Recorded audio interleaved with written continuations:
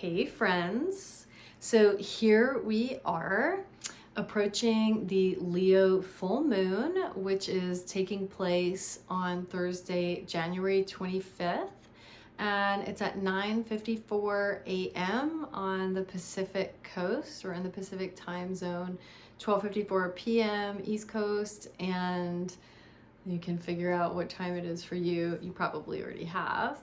And so essentially, we're going to be talking in this video about evolutionary astrology and the Leo full moon from the evolutionary astrological perspective, and also the complexities of this full moon, because as we know, Pluto just moved into the sign of Aquarius for the second time. 2 of 3, so it'll be, here for a little while, moving out, and then it will be back for good really soon for 20 years in the sign of the revolutionary and the genius. So we'll definitely be speaking to aspects of this aspect and also Jupiter in Taurus is going to be squaring the full moon in Leo, and so all of these things are happening pretty closely, and so we are definitely going to be talking about them.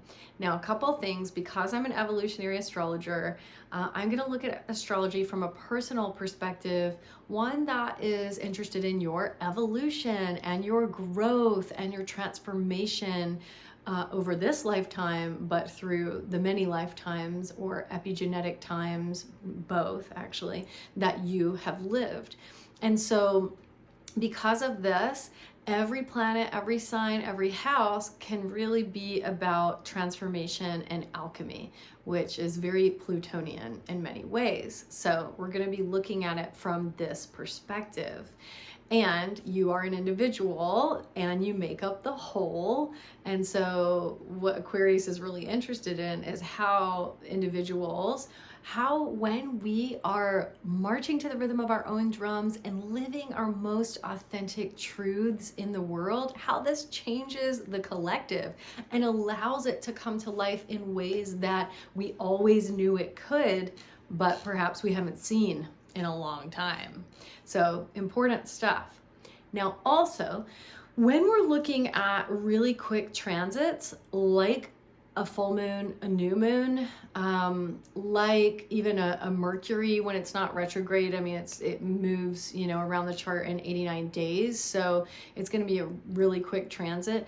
We always want to put these transits, and especially if you're doing more, if you're really, grappling with your chart and dancing with it and learning it, we want to be putting these quicker transits in the context of the larger transits. So if you've got Pluto transiting on a sun or a moon or a stellium in your birth chart, or both, right, or all of the above, that's intense, then we want to put the new moon or the full moon or the Mercury transit or whatever the fast thing is in the context of this larger 3-year transit. And probably if it's a stellium, it's more like a 5-year transit of Pluto. So we want to see how these things are working together, how the universe is orchestrating your own chart in order for you to have some really big transformational times. And when Pluto is involved, they're not going to be without intensity, and that's just part of Pluto's job. And so we all have the capacity to integrate Pluto. We would not have come here otherwise. So as an evolutionary astrologer, I don't talk about how planets are in detriment or in fall. I don't look at reality that way. Yes, certain things are more challenging than others, but you have the exact chart that you're meant to have. You chose that chart before you got into this body, mind experience, and therefore it's your perfect chart. And so this is what you're meant to be moving with, dancing with, etc. Because if we're saying, oh my God, I'm just going to blame the planets for all this shit going down in my life, what we talked about in my previous video, that's you being a victim and choosing not to step into empowerment. And guess what? When you step into a place of empowerment in yourself and in your life, and you're willing to look at all the things and all the ways that you're not feeling inspired or empowered or enlivened, then you actually get to grapple with that in a way that invites you to a transformative process that will get you where this deeper part of you knows that you can go. So that's really important. Now, full moon. Okay, so the full moon's happening. It's in Leo, and this is the sign of fun. This is the sign of lightheartedness and play. It's the sign of creativity and creative self-expression. It's the sign of celebration, right? And if you've heard me talk about this from the yogic tradition, there are the 4 pillars of life, and artha, kama, dharma, and moksha. And generally, we want those things to be pretty balanced in our lives. So artha, the things that make us feel well-resourced, the things that help us feel like we can feed ourselves, we have the funds and the finances that we need to make things happen in the world that do inspire us. We have a roof over our heads. We feel comfortable. We feel steady. We feel secure.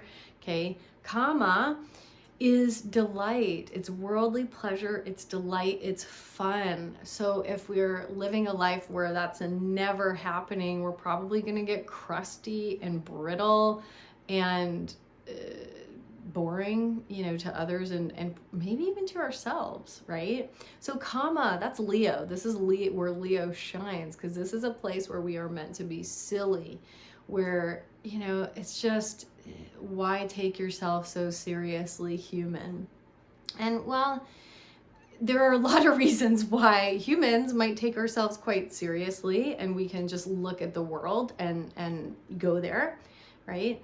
And what Leo wants to do is remind us that there is this creative spark that lives inside of all of us. And when we put this with the good energy of Aquarius, your spark is unique. Your spark is, even though we are all made of the same stuff, the same magical, stardusty, beautiful, we can't even put into words sometimes, stuff, we are all unique, right? Your gifts are totally different. Even if they're similar, they're still different from anyone else's gifts. Even if you're a twin, you have your own gifts. And these gifts are meant to be shared with the world in ways that light you up and in ways that light up the whole. And so whenever I'm talking about this Leo Aquarius axis, what really comes to mind for me is this idea of Indra's net or Indra's web. And so it's this thinking of the universe as this grand matrix of reality. And this matrix, it's infinite. It goes on forever and ever and ever. And it starts maybe in your own heart. And it starts in my partner's heart and my heart. It starts in your best friend's heart. It starts in your dog's heart, right? It starts wherever the locus is and then projects itself out or expands itself out. Okay, so let's say it's starting with you. So, okay, at your heart, there's this amazing matrix of reality that you're a part of. You didn't create the matrix, but you are a part of this matrix, and you are a really beautiful part of it. Okay, now, not more than someone else and not less than someone else.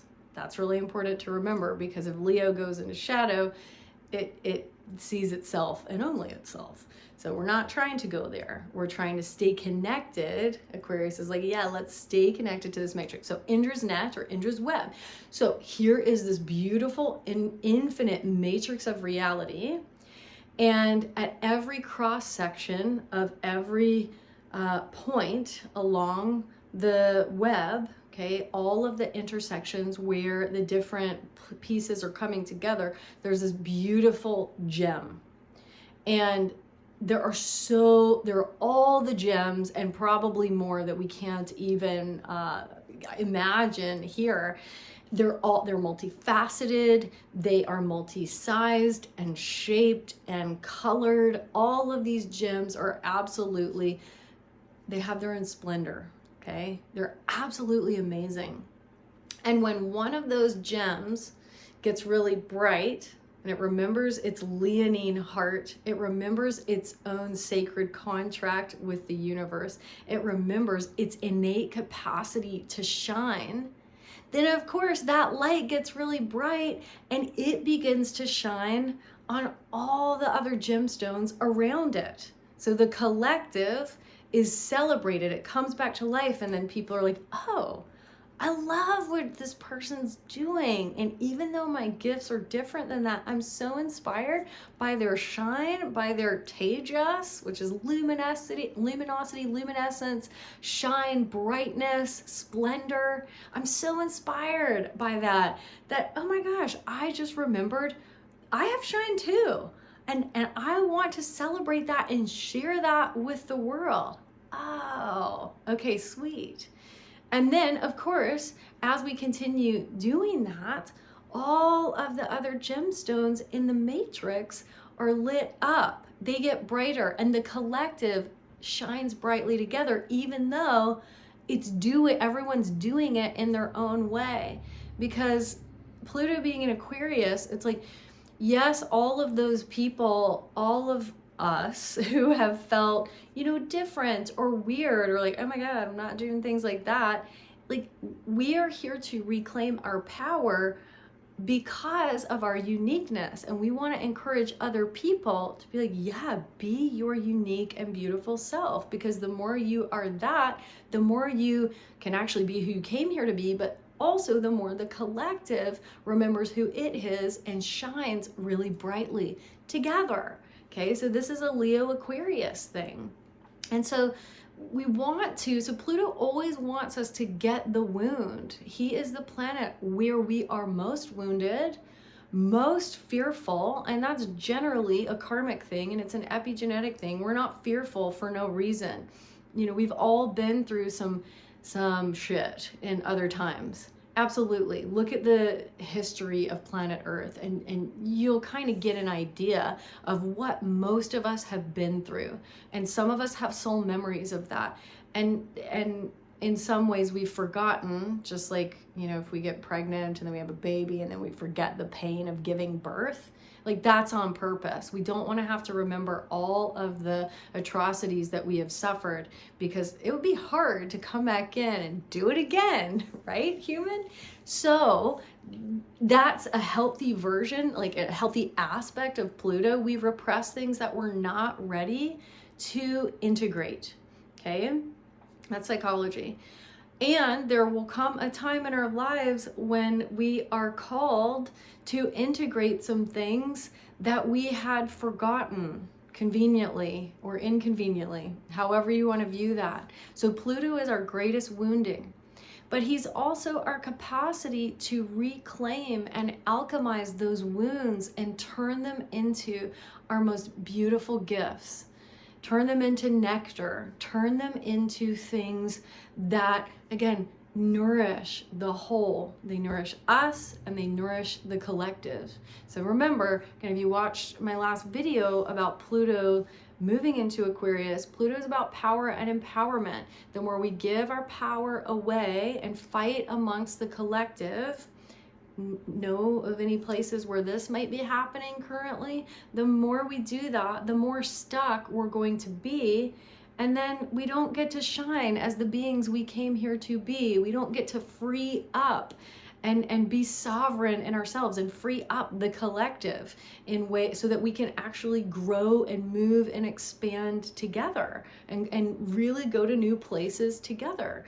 Because Pluto's been in Aquarius before during, French revolutions, right? In the late 1700s and other revolutions. Like, obviously Aquarius is the sign of the revolutionary. So I'm not going to get into all of that aspect of things, but I will say there is power to the people, and we want to, here's the shadow of that, the shadow of Aquarius. We don't want to go into mob mentality, because that blocks us from our own unique gifts and what we're actually here to do, okay?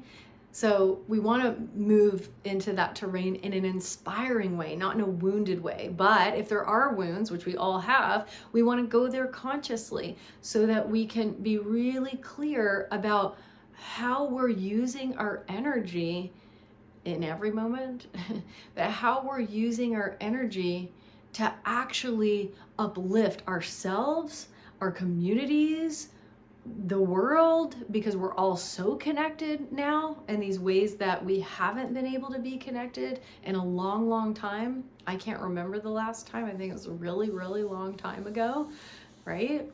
So Pluto wants you to reclaim, and so the moon is shining on this, okay? Pluto's shining on the moon. I mean, it doesn't really shine, but it's bringing its energy to the moon. And it's like, okay, well, in order to be your beautiful self, you gotta go get these wounds.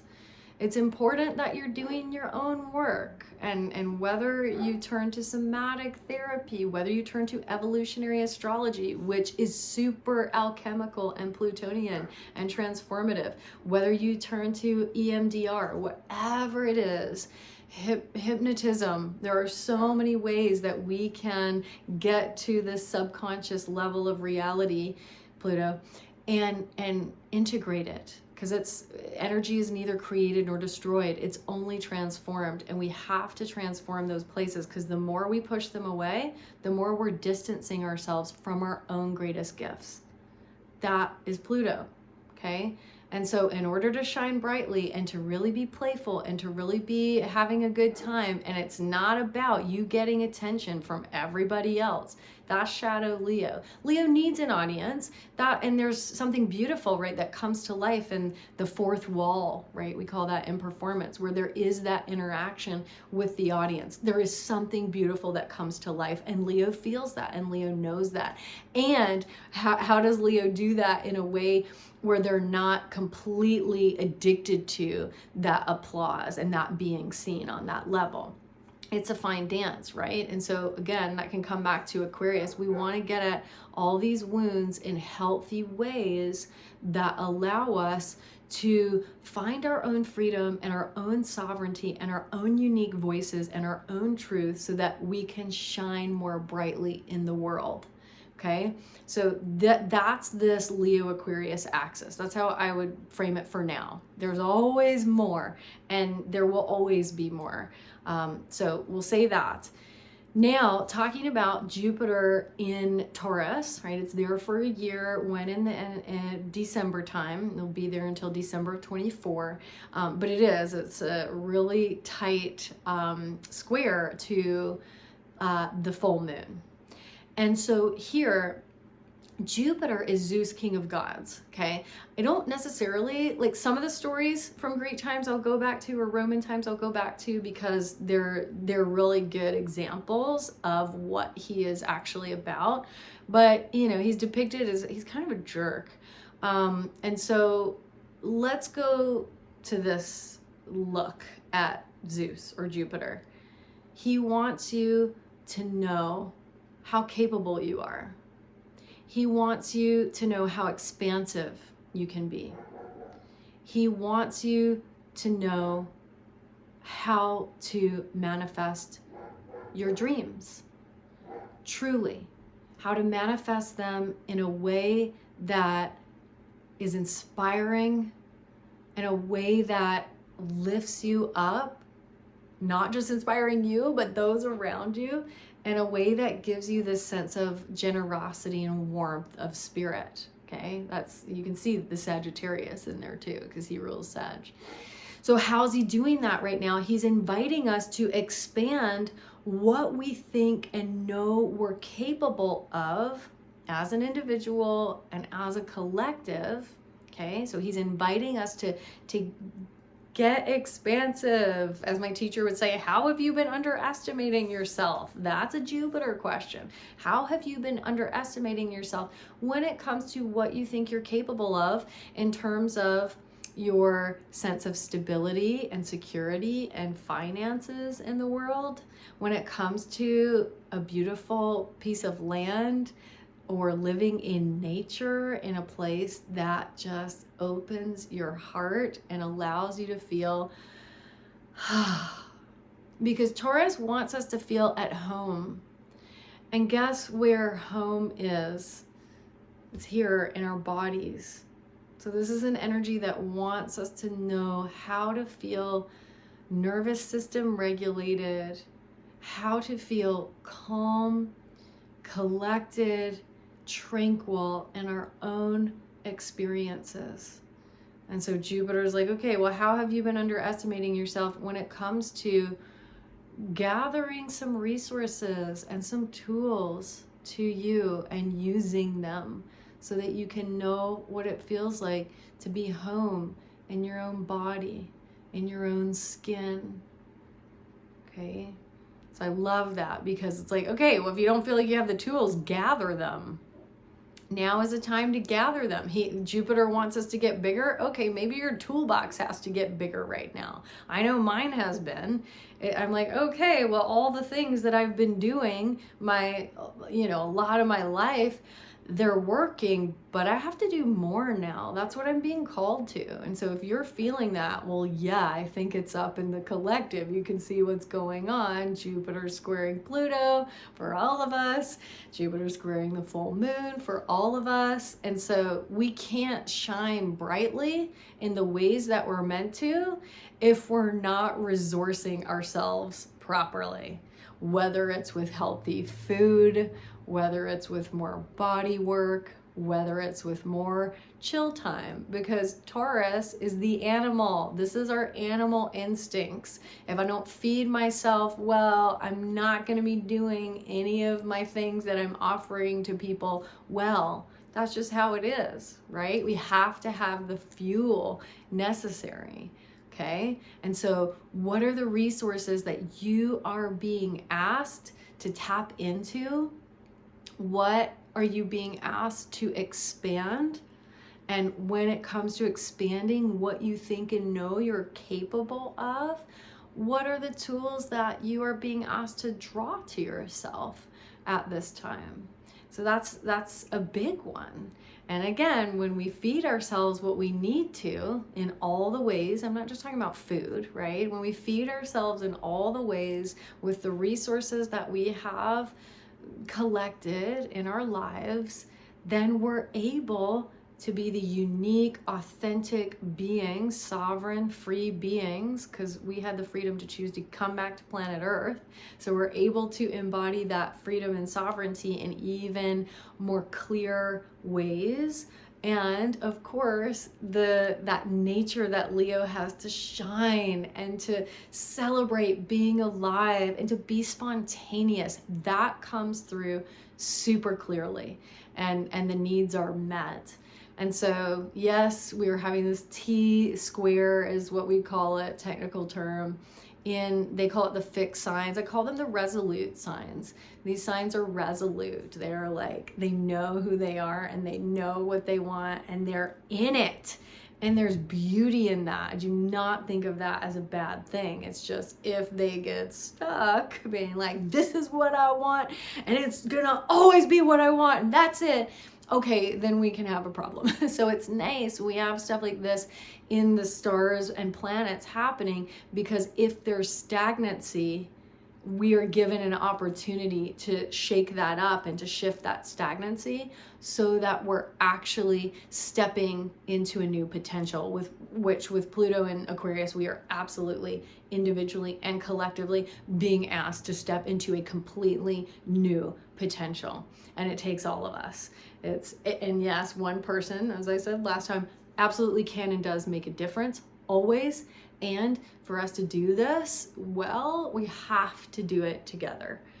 So I hope that you, during this full moon time, tap into your resources so that you're feeling really well resourced. And if you're not, that you get clear on how you can resource yourself more clearly moving forward in order to play, in order to shine, in order to be the bright and beautiful and unique being that you came here to be.